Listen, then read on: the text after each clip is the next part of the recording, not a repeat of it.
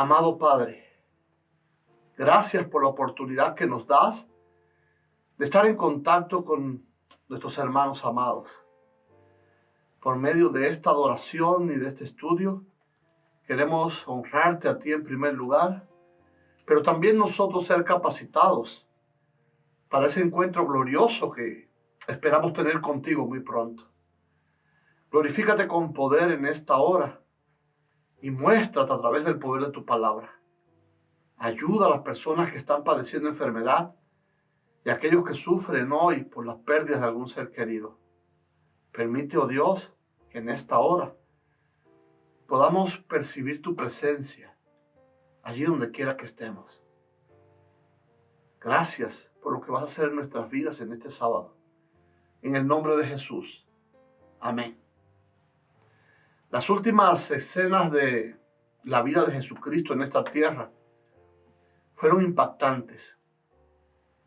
Fueron muy emocionantes, pero también fueron muy tristes.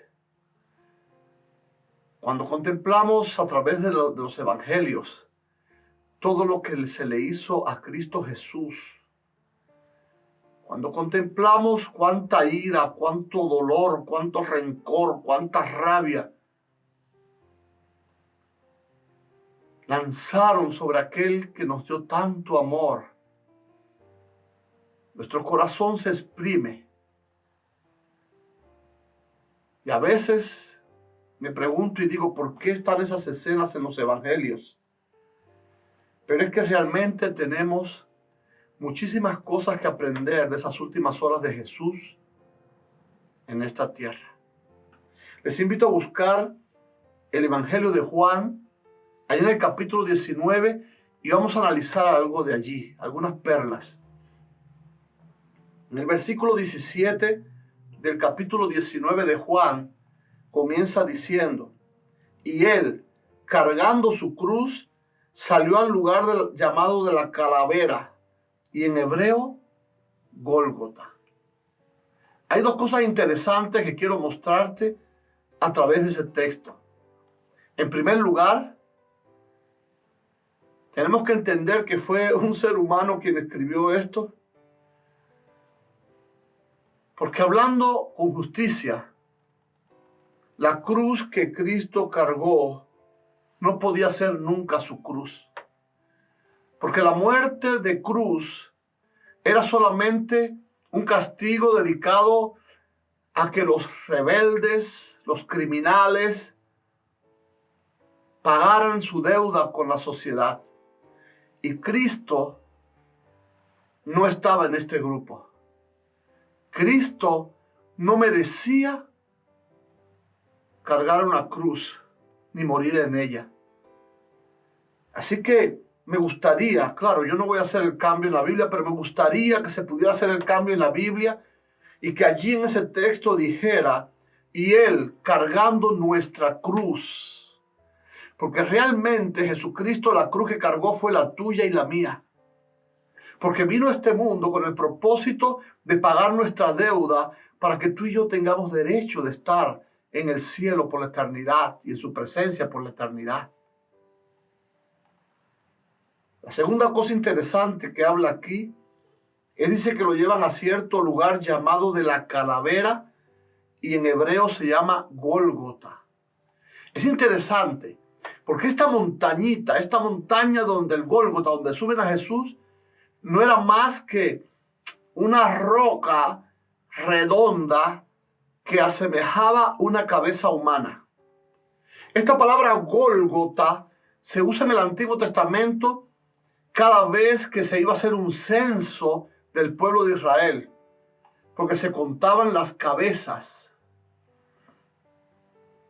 También en Isaías 53 dice que ahí en Jesucristo, en el Cordero que fue inmolado, fuimos contados todos nosotros, tú y yo.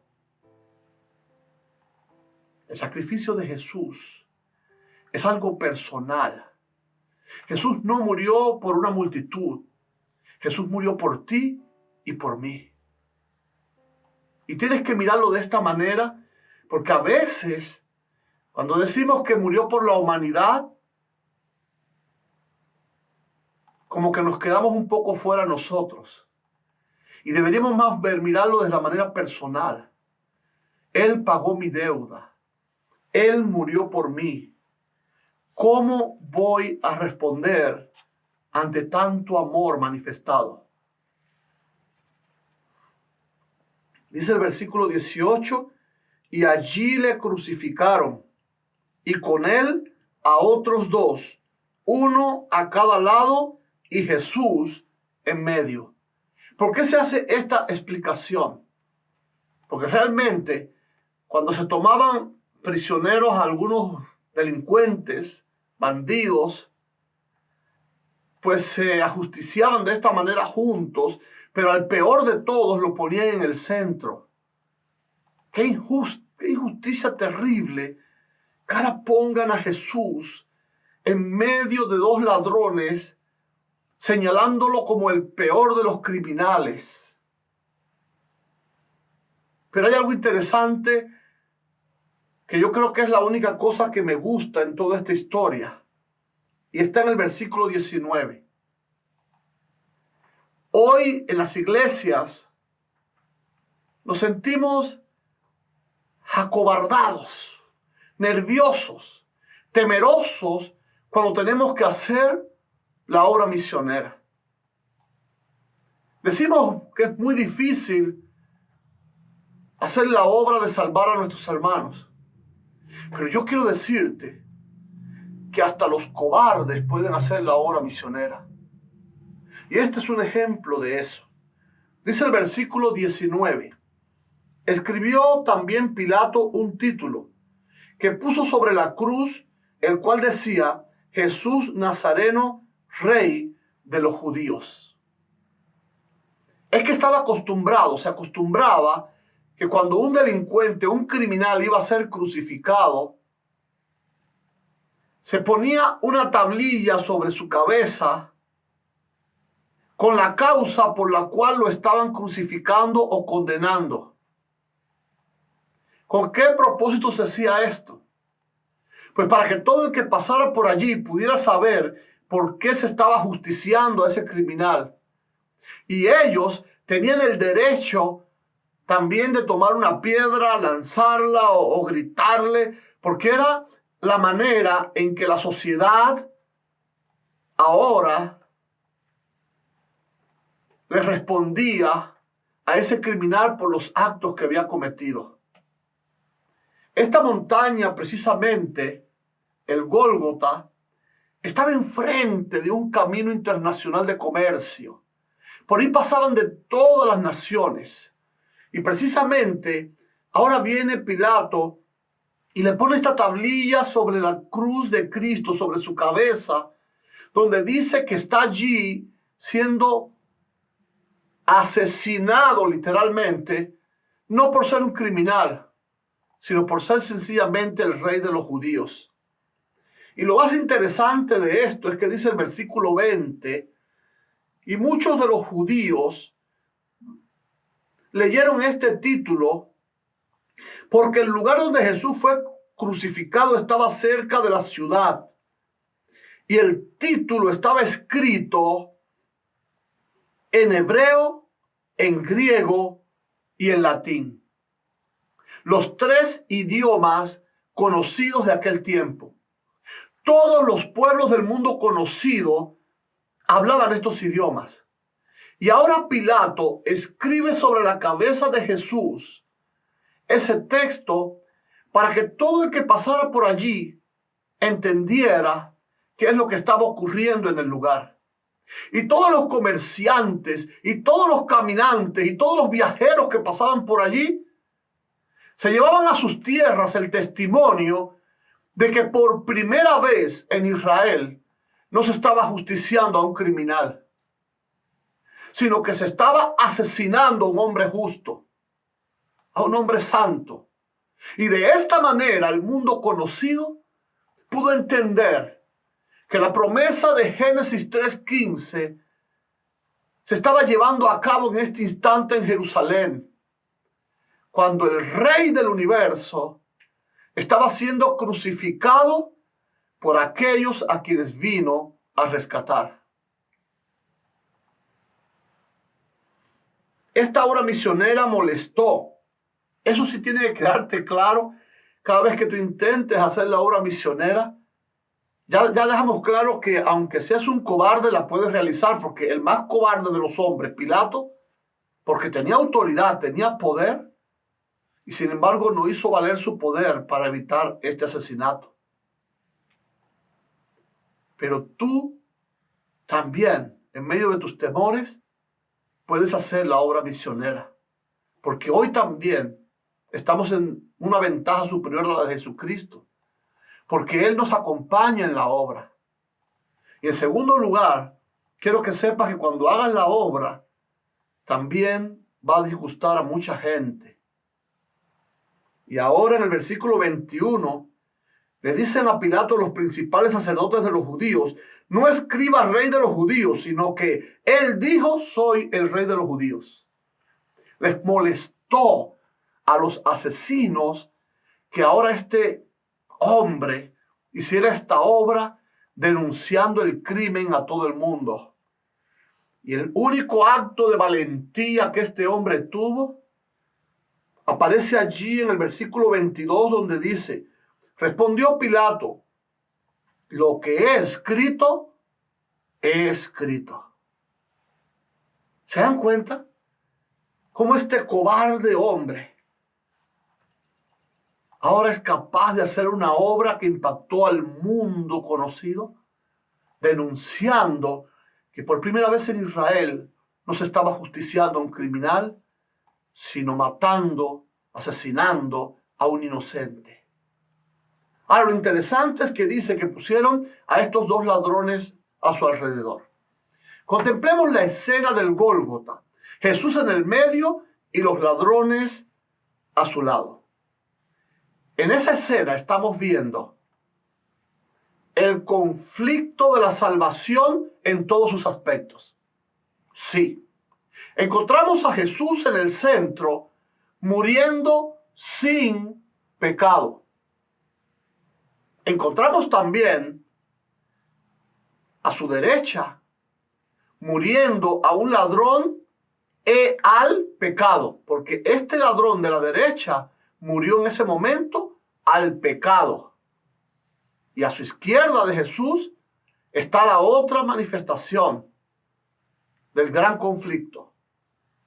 Había alguien a la izquierda de Jesús que había decidido morir en el pecado. Y esa es la realidad que tenemos hoy también. Para todos está claro que Jesús murió sin pecado. Pero lo cierto es que hoy también hay muchas personas que le han aceptado como su Salvador personal y han muerto al pecado. Pero lo cierto es que aunque tanto amor jamás se había manifestado sobre esta tierra, todavía hay personas que han decidido morir en el pecado. Yo sé que tú mismo que me estás mirando ahora, pudieras decir: pero ¿qué voy a hacer? Nunca se me enseñó, nunca asistí a una iglesia, nunca estudié la Biblia, nadie jamás me puso en contacto con una, y ya el mundo está acabándose. Pero todavía hoy tienes oportunidad. Estos ladrones estaban en su último momento. Yo quisiera concentrarme en la persona del ladrón que murió al pecado. Este era tan culpable como el otro. Había tenido una vida de desobediencias y rebeldías y de violaciones que lo calificaban como un verdadero criminal y lo evaluaban como, pudiéramos decir, una muerte merecida la que estaba sufriendo. Y ahora imagínense ese hombre que analizaba su vida, porque en los momentos últimos de nuestra vida, pues lo que hacemos es un recuento de todo cómo ha sido nuestra vida. A veces tengo amigos que han participado de accidentes y Dios les ha librado y me dicen: mi hermano, en un instante toda mi vida pasó delante de mí. Y es cierto. Ahora imaginemos a este ladrón mirando su vida y reconociendo que verdaderamente él merecía estar allí y pagando lo que estaba pagando. Y a esa hora este hombre quizás, porque dice que estaba cerca de la ciudad, y desde esta montaña se podía ver seguramente el templo. El templo de Jerusalén era un templo de mármol blanco y con el sol brillaba y resplandecía. Por eso se enorgullecían los judíos de aquella construcción que los identificaba en todo el mundo. Y ahora quizás este hombre desesperado, en su último momento de su vida, miró hacia el templo buscando algo, buscando la paz que necesitaba, buscando el perdón que necesitaba, pero aquella majestuosa construcción ya no podía hacer nada por él. Porque aunque los templos hoy todavía son muy útiles para congregarnos, para adorar a Dios, el templo no es suficiente para lograr nuestra salvación. Y estoy seguro que este hombre ahora chasqueado, de al contemplar toda aquella maravilla del templo, y su corazón seguía tan vacío y sumido en la más grande de las desesperaciones, quizás este hombre buscó con su vista a los líderes religiosos. Quizás en ellos pueda encontrar la solución necesaria para mi problema hoy. Y cuando buscó a los líderes religiosos, se dio cuenta que tampoco en los líderes religiosos había solución para sus problemas. Pues los líderes religiosos eran precisamente los que estaban instigando a la multitud a que lanzara piedras e improperios contra aquellos que estaban siendo condenados. Y te quiero decir en esta mañana que así como este hombre no encontró llenar su corazón a través de los líderes religiosos, tampoco tú hoy. Porque aunque necesitamos los pastores y los líderes, y aunque son útiles en cierto momento de la vida, lo cierto es que el cristianismo es un asunto de dos. Tú y Jesucristo. Yo y Jesucristo. Quizás este pobre hombre, al ver que no había solución en buscar a los líderes religiosos, quizás desesperadamente buscó con su mirada a algún hermano de los que se congregaban allí en el templo, alguna de las personas que se congregaban allí. Pero cuando miró, vio con tristeza que eran ellos los que escupían, los que maldecían y los que lanzaban piedras. La congregación de hermanos puede ayudarte en muchos momentos, pero tiene que llegar el momento en el que tú definas tu salvación teniendo momentos a solas de comunión con tu Salvador. Y ahora me imagino que quizás este pobre hombre, desesperado, sin saber dónde buscar, empieza a escuchar que del otro lado su compañero en las andanzas estaba maldiciendo a alguien y estaba gritándole e instándolo a que se bajara de la cruz y los salvara a ellos también. Y ahora quizás fue el primer instante en que este ladrón arrepentido mira a Jesús. Y cuando mira a Jesús se da cuenta de que Jesús no está allí por méritos propios, sino que estaba allí por causa de los pecadores. Los pecados del mundo eran los que lo habían puesto allí, porque amó tanto a sus criaturas que estuvo dispuesto a ocupar su lugar. Y ahora este hombre queda conmovido. Aunque la Biblia no lo dice, pero quizás sus miradas se encontraron. Y solo bastó una mirada a Jesús. Y el corazón de este hombre quedó conmovido. Hasta el punto que regañó a su compañero y le dice: cállate. ¿No te das cuenta que tú y yo estamos aquí porque lo merecemos?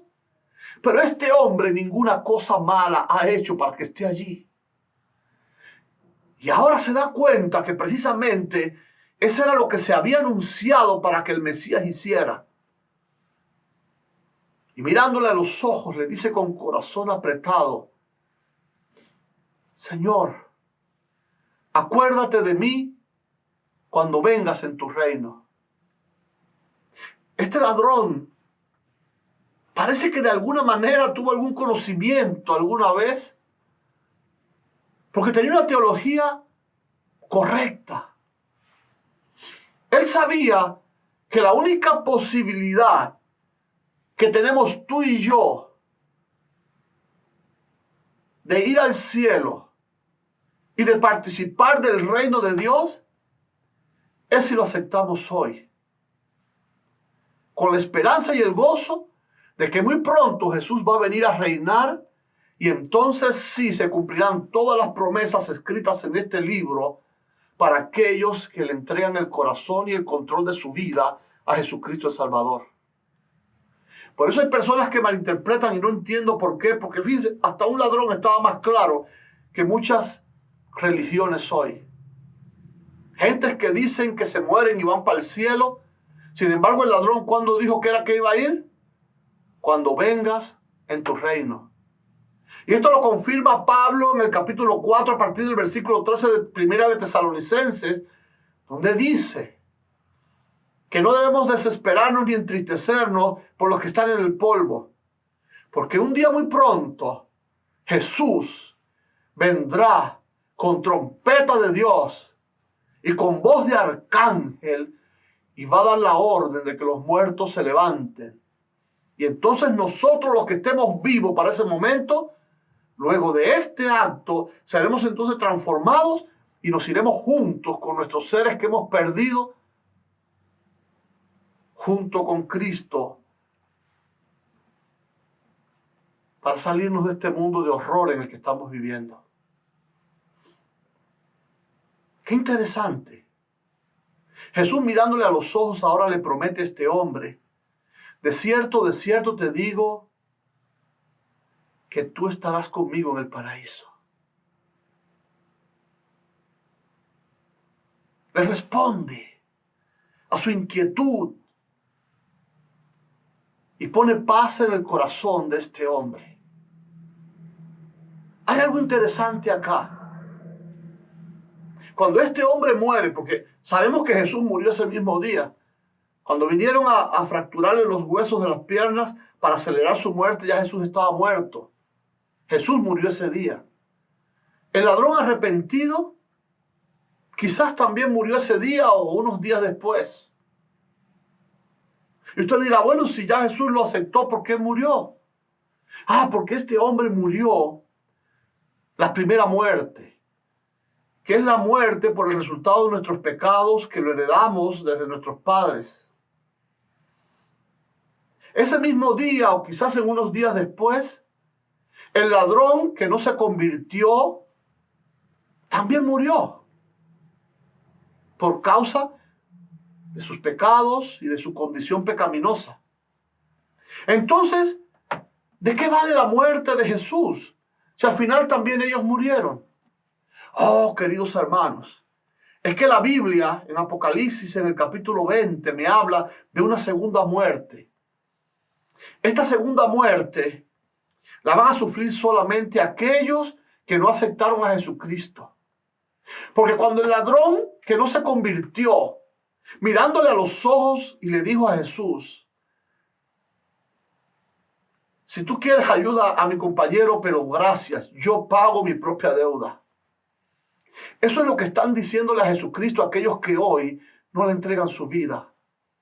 Gracias, yo pago mi propia deuda. Y hoy parece simple decirlo. Escucho a mucha gente. He escuchado una noticia de un cubano que dirige un hospital en España, y él declara que lo único que puede salvarnos es la ciencia. Qué pobre, qué miserable. Pobre de este hombre, cuando él mismo, en esa misma entrevista, confiesa que en el asunto del coronavirus andan a oscuras, andan en tinieblas y no saben. Así que la ciencia, que no sabe ni qué paso se está dando, es la que nos va a salvar. Yo te recomiendo en esta mañana que hagas como el ladrón convertido y le entregues tu vida a Jesucristo. A muchos les parece muy simple la salvación a este hombre, pero es que la salvación es así de simple. Los que la hacemos un poco más complicada somos nosotros. Hoy, cada vez que vamos a bautizar a alguien, hacemos un listado de preguntas a responder. Y está bien que se sigan haciendo, yo no me opongo. Pero imagínense a Jesús haciéndole una lista de preguntas a este ladrón que quiere ahora tener derecho de estar con Jesús participando de su reino por la eternidad. La primera pregunta sería, ¿has ido alguna vez al templo? No, yo nunca me congregué, Señor. ¿Guardabas los sábados? Imagínense ustedes. El hombre seguramente diría, no, ese es mi mejor día, porque mientras todos se iban al templo, las casas quedaban vacías y yo podía robar tranquilamente. Quizás Jesús preguntaría, ¿pagabas el diezmo? Imagínense. Si a veces a los santos les cuesta tanto trabajo darlo, imagínate un ladrón pagando diezmo. Quizás en ese momento, al ver que todas sus respuestas eran negativas, Jesús podía preguntarle, ¿y entonces por qué quieres estar conmigo en el reino? Quizás este hombre pudiera responder, porque estoy desesperado, porque me doy cuenta de que mi vida ha sido un fracaso y un error hasta hoy. Y he encontrado en este momento de dolor, en mis últimas horas de vida, que el único poco de paz que ha entrado en mi corazón ha sido cuando he contemplado tus ojos y la paz que hay en tu rostro. Y la paz y la tranquilidad con que perdonas a aquellos que te están crucificando. Al contemplarte a ti, oh Dios, he entendido que la solución de mi problema está en ti, solamente en ti. Y seguramente Jesús entonces dijo esas palabras. Ciertamente te digo hoy que tú tienes el reino garantizado. Que cuando yo venga, tú vas a estar conmigo en el reino. Por eso te digo en esta hora, lo único que tienes que hacer en este mismo instante es arrepentirte de tus errores de tu vida, de los pecados del pasado y los que has cometido incluso hoy mismo. Reconcíliate con Dios por medio de Jesucristo en este día, porque Jesucristo es salvación, porque Jesucristo es la única salida que tenemos. Es aquel quien hizo posible la redención de la humanidad. Las últimas palabras en la cruz fueron: consumado es. Jesús estaba dando fin a su misión aquí en la tierra, donde vino como ofrenda a morir por ti, por mí, para pagar nuestra deuda. Pero lo leemos así: consumado es, y no le vemos mucho. Pero hay un dato curioso que podemos mostrarte. La palabra que dijo en hebreo allí, ¿saben cuál fue? Gomer. ¿Sabes quién se llamaba Gomer? Gomer se llamaba una mujer ramera casada con un profeta, que lo avergonzó, que lo humilló, que lo traicionó, que no valía para nada. Y el libro de Oseas está escrito precisamente porque hay mucho simbolismo en ese libro. Y Jesús le estaba diciendo al pueblo de Israel: Gomer, consumado es. Ustedes han decidido ser pecadores, pues morirán como pecadores. Pero en su grande misericordia, Jesús ahora en el Nuevo Testamento se presenta nuevamente y le dice a ese pueblo y a este pueblo de hoy, cuando muere también: Gomer, consumado es. Mi salvación está hecha. El cielo ha hecho todo lo que tú y yo necesitábamos para alcanzar salvación. No desprecies este regalo tan lindo que el cielo te da en esta hora. Este planeta está diciendo a gritos que ya aquí no se puede vivir. Y eso precisamente me está diciendo que Jesucristo ya está preparándose para venirnos a buscar. Pero yo no quiero que tú faltes. Yo quiero que tú te apropies de ese regalo que Jesús te hizo en la cruz.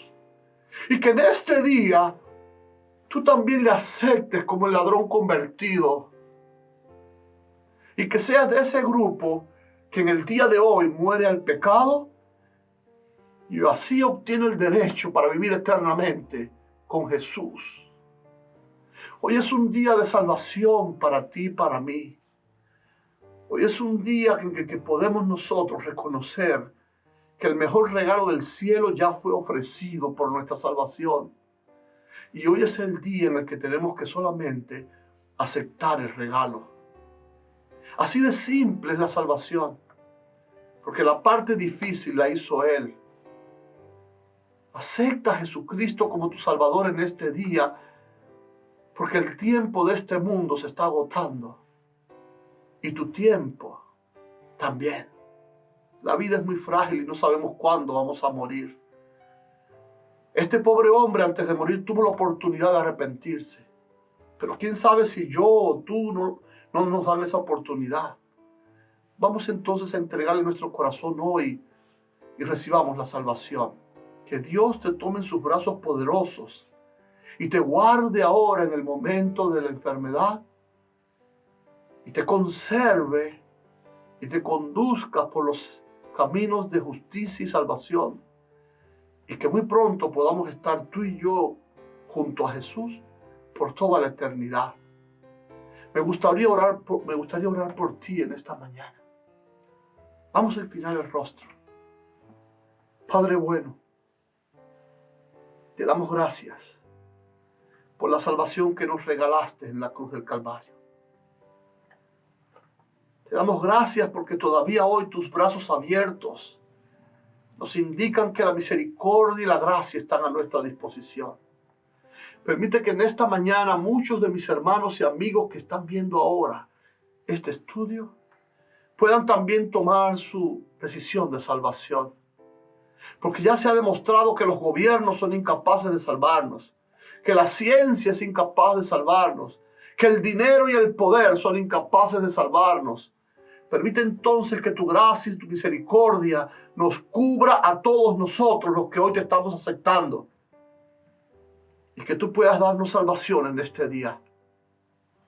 Gracias, Padre, por lo que harás en mi vida y en la vida de mis hermanos. Hoy es día de sábado, Padre. Que tu mano de sanidad pase sobre todos los enfermos. Y puedan ser un testimonio de conversión. Ver cómo tú en medio de esta desgracia cumples tu promesa de darnos vida y darnos vida en abundancia. Ayúdanos en este día y déjanos ver tu gloria. En el nombre de Jesús. Amén.